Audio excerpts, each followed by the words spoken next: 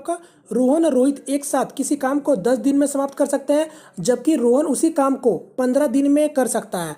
रोहित रोहित अकेला उस काम को कितने दिन में करेगा? तो देखिए सिंपल सा क्वेश्चन है, 10 गुना 15 और बटा 5, ये कितना हो गया 3, 10 दिया 30, इसका आंसर 30 हो जाएगा। सिंपल सा। अब कैसे होगा तो देखिए समझिएगा बात को।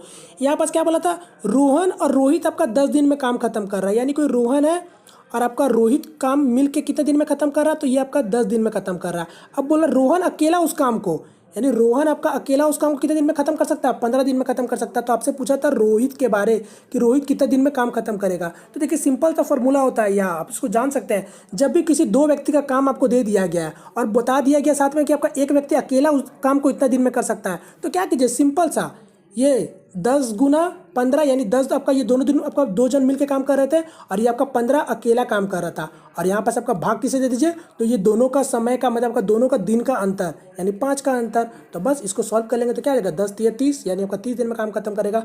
और वही आपको, अगर आप और एक चीज़ और समझ लीजिएगा, अगर वही आपको अकेला अकेला काम दे दिया जाए, अगर बोल दिया जाता है कि रोहन, देखिए यहाँ पास अभी मैंने क्या निकाला, बात को समझिएगा। अभी यहाँ पास मैंने क्या निकाला, रोहित का काम 30 दिन में। अगर वही आपको अकेला अकेला काम दिया जाता, जैसे कि आपको बोला रोहन 15 दिन में कर रहा और रोहित आपका 30 दिन में कर रहा, तो दोनों मिलकर कितना दिन में करेंगे? तो बस फॉर्मूला में क्या कीजिए, कुछ मत कीजिए, 30 गुना कितना हो गया 15। अब यहाँ पास आपको दोनों को जोड़ दीजिए तो कितना हो गया 45, 15 3 45 3 10, यानी दोनों मिलकर 10 दिन में काम खत्म करेंगे, जैसे कि आपको दिख रहा होगा।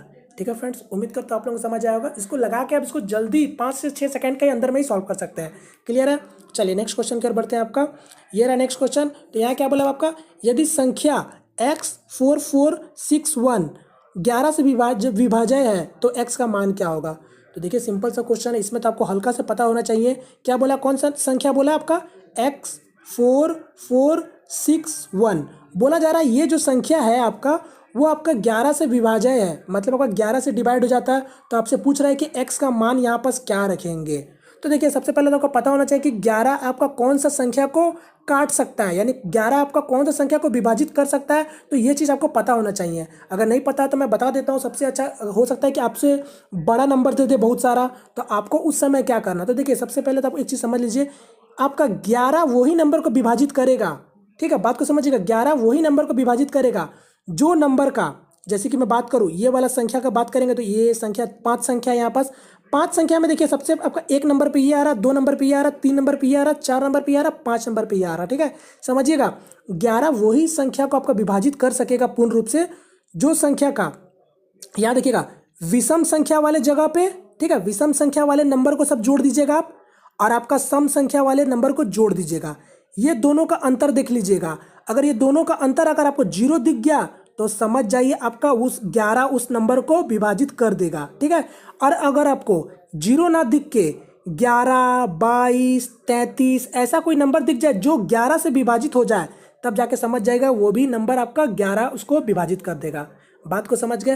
तो यहाँ पर देखिए आपका क्या क्या नंबर था। तो देखिए आपका यहाँ पास ये विषम संख्या वाले जगह पे कौन कौन है, तो 1 3 5, तो ये सभी नंबर को आप जोड़ दीजिए एक जगह। यहाँ पर सब क्या जाएगा, 4 1 5 और 5 और 1 x है, तो यहाँ पर क्या आ गया आपका 5 + x आ गया। ठीक है, अब आपका सम संख्या वाले जगह को जोड़ दीजिए, यानी 2 वाले और 4 वाले संख्या को जोड़ दीजिए, यानी कितना हो गया आपका 6 और 4, तो 10 हो गया। तो 10 हो गया मेरा यहाँ पास। अब बात को समझिएगा, 10 हो गया। मैंने क्या बोला था, दोनों का अंतर देखिएगा 0 होगा या तो फिर 11 का पहाड़ा में कटने वाला कोई नंबर आपका अंतर होगा। तो यहाँ पास आपका क्या हो जाएगा, यहाँ पास अंतर मैंने माइनस का साइन दूंगा। बात को समझ रहे?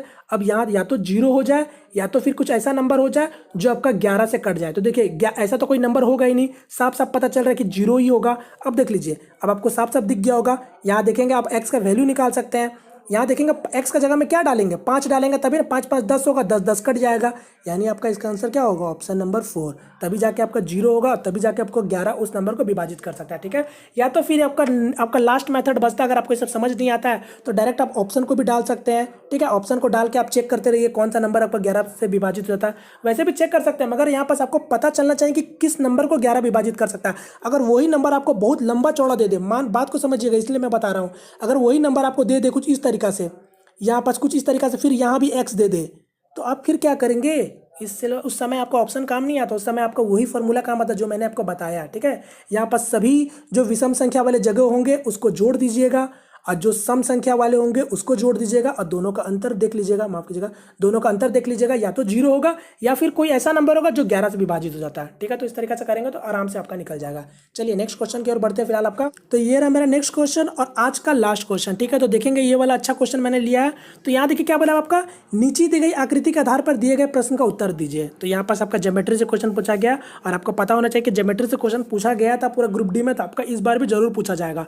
तो यहाँ देखेंगे क्या बोला आपका, तो देखिए बोला आपका यदि ए बी ई सी के समांतर है, क्या बोला आपका, ए बी ई सी के समांतर है, मतलब आपका ई सी के पैरेलल है, बात को यही बोला गया, यानी आपका ए बी ई सी के पैरेलल है तो angle B C D 72 degree बना रहा है, यानी जो आपका बी सी डी है वो आपका 72 डिग्री बना रहा है। तो आपसे क्या पूछा है, तो ए एंगल बी ए सी का मान क्या होगा, तो एंगल बी ए सी मतलब किसका मान पूछा है, तो ये आपका इसका मान पूछा है, तो इसका मान क्या होगा, तो यहाँ तो इसको साफ साफ देख के पता चल गया फ्रेंड्स, इसका आंसर 72 ही होगा।